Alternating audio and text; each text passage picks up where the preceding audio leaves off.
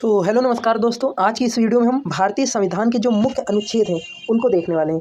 ये बहुत ही इम्पोर्टेंट अनुच्छेद हैं, आपको ये याद ही होने चाहिए। तो चलिए शुरू करते हैं। अनुच्छेद जो 1 है यानी आर्टिकल जो 1 है वो बताता है कि भारत का नाम क्या होगा और इसकी क्षेत्रीय सीमाएँ क्या होंगी।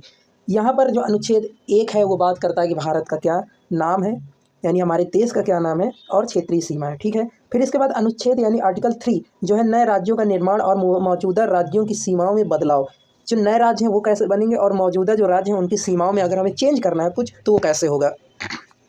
इसके बाद जो आपका अनुच्छेद आता है 14, अनुच्छेद 14 जो है वो विधि के समक्ष समानता को बताता है, यानी कि जो हमारा कानून है विधि है उसके सामने सब समान होंगे, उसकी बात करता है आर्टिकल 14। आर्टिकल जो 15 है वो बताता है धर्म जाति लिंग के आधार पर, इसके धर्म जाति लिंग आदि के आधार पर, आदि यहाँ पर लगा हुआ है, के आधार पर भेदभाव का निषेध है। तो यहाँ पर एक समरी के तौर पे आप जल्दी इन सब इम्पोर्टेंट आर्टिकल्स को देख सकते हैं। चलिए आगे बढ़ते हैं।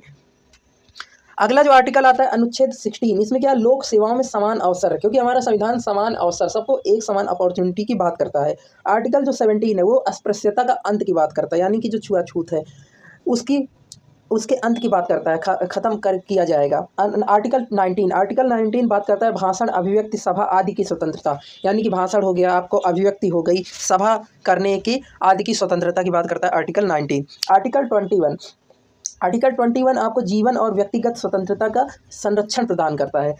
आर्टिकल जो 23 है ये मानव तस्करी और बंधुआ मजदूरी का निषेध, जैसे कई बार पहले के समय में होता था, अभी कई जगह पे अगर ये देखा जाता है तो ये एकदम निषेध है कि बंधुआ मजदूरी, हम किसी को ज़बरदस्ती मजदूरी वगैरह नहीं करवा सकते हैं। और मानव तस्करी जैसे लोगों को बेचा जाता था, खरीदा जाता था, तो उससे आर्टिकल 23 रोक लगाता है उन पर। अब आते हैं आर्टिकल 24 में। तो आर्टिकल 24 कहता है कि 24 वर्ष से जो कम आयु के बच्चे हैं उनको खतरनाक कार्यों में नियुक्ति नहीं किया जा सकता। जैसे बहुत लोग उनसे खतरनाक काम करवाते हैं तो वो नहीं होगा। आर्टिकल जो 25 से 28 है ये धार्मिक स्वतंत्रता के अधिकारों की बात करते हैं। आर्टिकल जो 32 है अनुच्छेद 32 है आपका, वो संवैधानिक उपचारों का अधिकार, यानी कि जितने भी आपके ये अभी तक मौलिक अधिकार बताए गए उनमें अगर कोई दिक्कत आती है आप सुप्रीम कोर्ट में जा सकते हैं। आर्टिकल आपको कमेंट करके बताना है अगर आपने पॉलिटी पढ़ा होगा कि आप हाई कोर्ट में कब जा सकते हैं, जब आपके मौलिक अधिकारों का हनन हो रहा है तो आप किस आर्टिकल के तहत जा सकते हैं। आपको अगर पता है तो कमेंट में जरूर बताएं।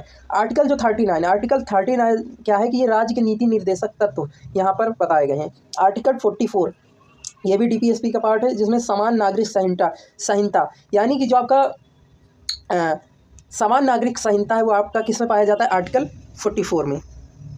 अब आते हैं आर्टिकल 51A में। आर्टिकल 51 जो हमारे संविधान का है वो है नागरिकों के मौलिक कर्तव्य से रिलेटेड। अनुच्छेद 72 आर्टिकल 72 राष्ट्रपति को क्षमादान देने की शक्ति, यानी कि जो राष्ट्रपति क्षमादान देते हैं, किसी की सजा माफ़ करते हैं, वो सब किसमें, आर्टिकल 72 में है।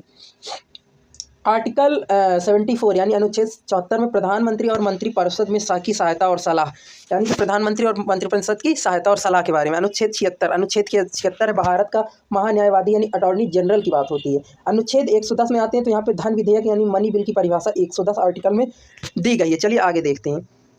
अगला आपका आर्टिकल है 112 आपका वार्षिक बजट की बात करता है। संघ का वार्षिक वित्तीय विवरण यानी जो बजट है वो आपका आर्टिकल 112 में है। अनुच्छेद 124 उच्चतम न्यायालय का गठन की बात करता है, सुप्रीम कोर्ट के गठन की बात करता है, आपका आर्टिकल 124। इसके बाद अनुच्छेद 148 भारत के नियंत्रक और महालेखा परीक्षक की यानी कैग की बात करता है। इसके बाद अनुच्छेद 280 की बात करते हैं। तो वित्त आयोग का गठन किस तरह होगा, ये आर्टिकल 280 में बताया गया है। अनुच्छेद 300 ए जो संपत्ति का अधिकार है, जो कि पहले मौलिक अधिकार हुआ करता था, उसको एक वहाँ से हटा के संविधान में अलग जगह दी गई, जो कि अनुच्छेद 300 ए में है।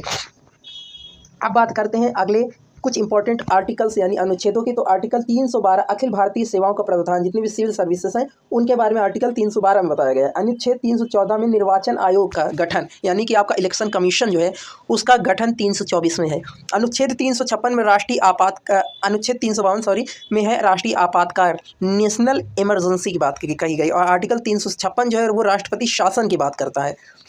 इसके बाद आर्टिकल 368 संविधान में संशोधन की बात करता है, यानी कि किस तरीके की प्रक्रिया होगी, वो आर्टिकल 368 के तहत की जाती हैं। तो आशा करते हैं आपको ये वीडियो ज़रूर पसंद आई होगी। अगर आपको और भी आर्टिकल्स चाहिए, आपको और भी अनुच्छेद चाहिए, फिर पॉलिटिकल साइंस पॉलिटी से जुड़ी हुई और भी वीडियो चाहिए तो आप नीचे कमेंट कीजिए। हम ऐसी छोटी वीडियोज़ और बहुत ही जानकारी की वीडियोज़ आपके लिए लाते रहेंगे। तो आशा करते हैं आपको ये वीडियो ज़रूर पसंद आई होगी। आप इसको 2-3 बार रिवीजन के रूप में देख सकते हैं, ताकि आप कहीं पे बस में ट्रैवल कर रहे हैं, ट्रेन में ट्रैवल कर रहे हैं, तो आप 5 मिनट में इसको 2x पे भी देख सकते हैं और आपका कॉन्सेप्ट क्लियर रहेगा। ये बहुत ही इंपॉर्टेंट आर्टिकल्स हैं जो आपको याद होने चाहिए। चलिए मिलते हैं अगली वीडियो में, तब तक के लिए धन्यवाद। इस चैनल को सब्सक्राइब कीजिए, शेयर कीजिए।